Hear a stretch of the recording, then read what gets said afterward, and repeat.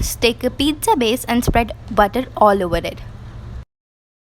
Now spread 1 tablespoon of pizza sauce and tomato ketchup evenly on the base.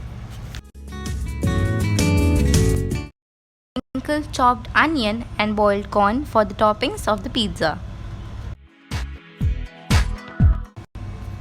Come on, let's make our pizza a little bit cheesy. Garnish your pizza with Amul cheese cubes and mozzarella cheese. Add a pinch of seasoning. And for 5 minutes, put butter on top of the pan.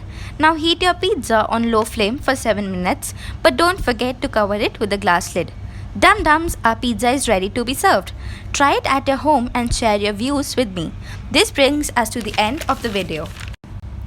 I hope you liked my video, and for more such updates, subscribe to my channel and press the bell icon below. Bye bye.